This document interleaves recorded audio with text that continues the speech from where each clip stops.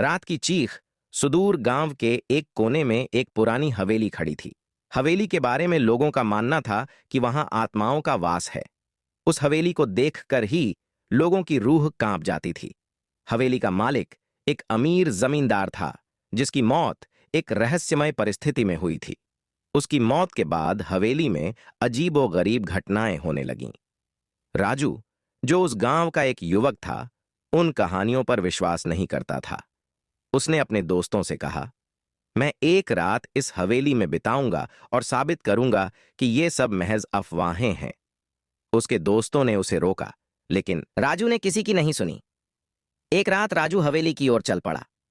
हवेली में प्रवेश करते ही उसे अजीब सी ठंड महसूस हुई।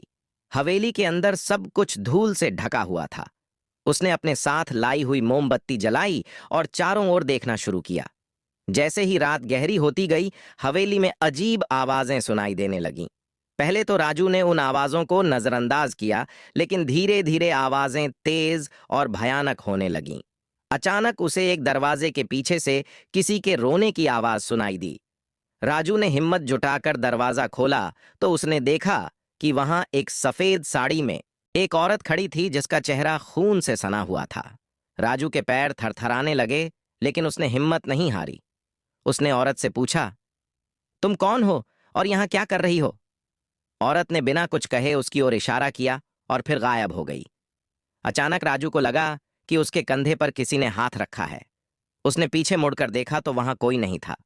उसकी सांसें तेज हो गईं और वह बुरी तरह से डर गया। तभी एक जोरदार चीख उसके कानों में गूंज उठी। वह चीख इतनी भयानक थी कि राजू का दिल धक धक करने लगा। राजू को समझ में नहीं आ रहा था कि वह क्या करे। वह भागकर बाहर जाने लगा, लेकिन दरवाजा अपने आप बंद हो गया। उसने दरवाजे को जोर से धक्का दिया, लेकिन दरवाजा नहीं खुला। उसे महसूस हुआ कि कोई अदृश्य शक्ति उसे बाहर नहीं जाने दे रही है। राजू ने अपनी जान बचाने के लिए खिड़की से कूदने की कोशिश की, लेकिन तभी उसे एक परछाई दिखाई दी जो उसकी ओर बढ़ रही थी।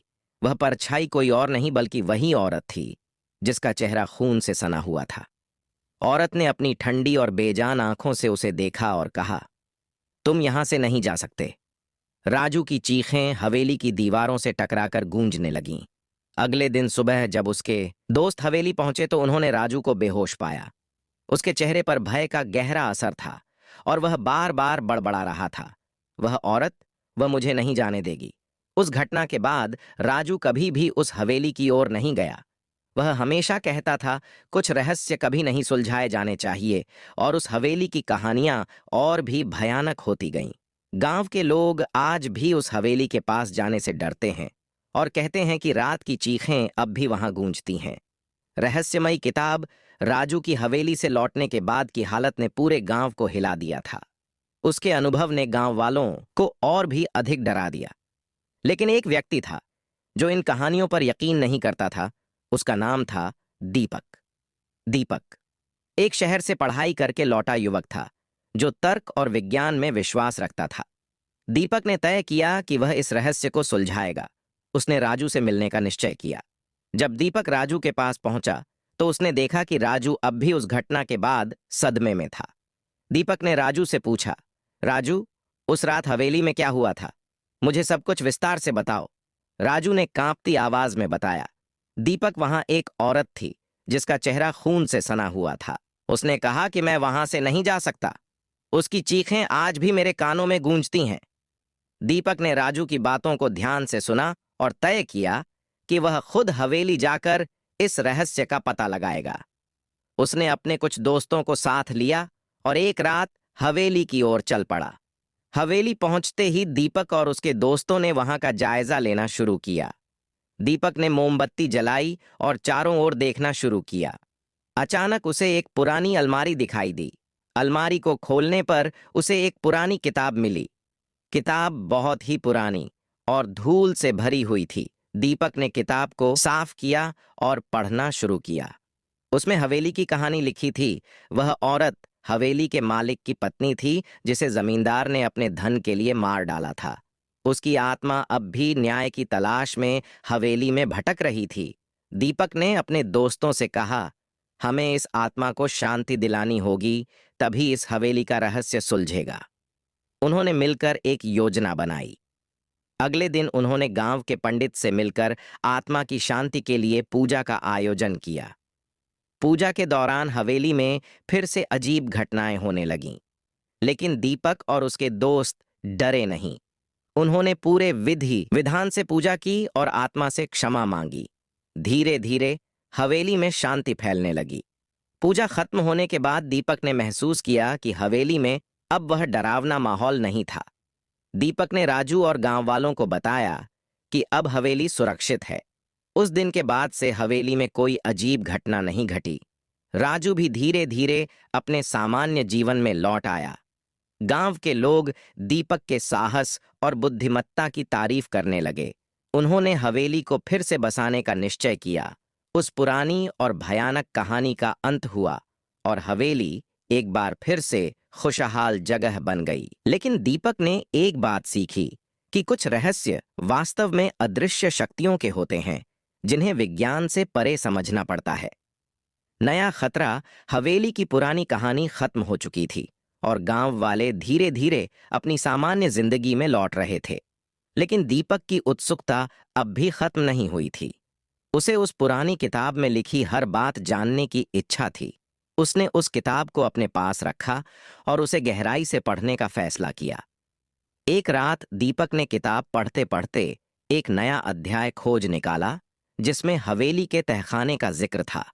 लिखा था कि जमींदार ने अपने सारे धन को हवेली के तहखाने में छुपा रखा था। साथ ही वहां कुछ और गुप्त रहस्य भी दफन थे। दीपक ने अपने दोस्तों अमित और सुरेश को यह बात बताई। उन्होंने मिलकर तहखाने की खोज करने का निर्णय लिया। अगली रात तीनों दोस्त हवेली पहुंचे और तहखाने की खोज शुरू की। काफी मशक्कत के बाद उन्हें तहखाने का दरवाजा मिला। दरवाजा बहुत भारी था, लेकिन उन्होंने मिलकर उसे खोल लिया। तहखाने में घुसते ही एक ठंडी हवा का झोंका महसूस हुआ। वहां अंधेरा और डरावना माहौल था। उन्होंने अपनी टॉर्च जलाकर चारों ओर देखना शुरू किया। तहखाने के अंदर उन्हें कई पुरानी चीजें और धूल से ढकी चीजें मिलीं। अचानक दीपक की नजर एक बड़े बक्से पर पड़ी।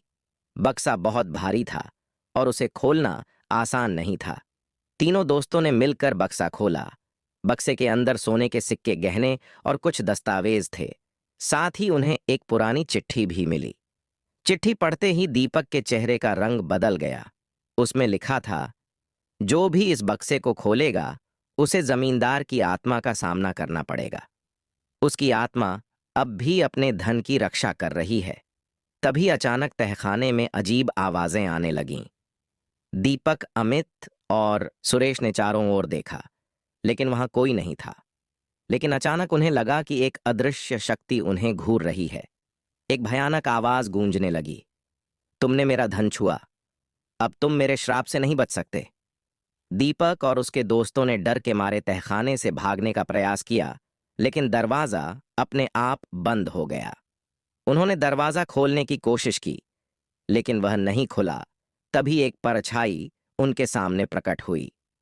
वह जमींदार की आत्मा था, जो बहुत ही क्रोधित नजर आ रही थी।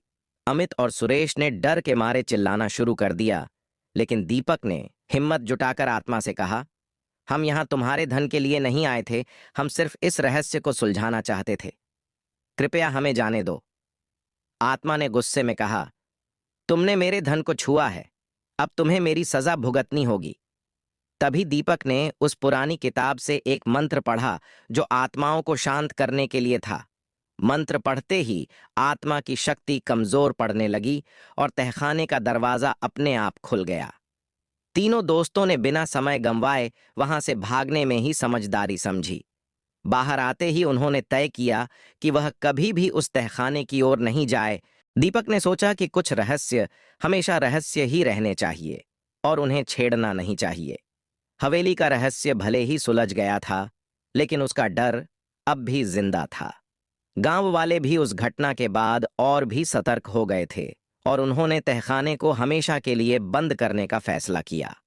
हवेली का अंतिम अध्याय तहखाने की घटना के बाद दीपक, अमित और सुरेश ने तय किया कि वे कभी भी उस रहस्यमयी हवेली की ओर नहीं जाएंगे।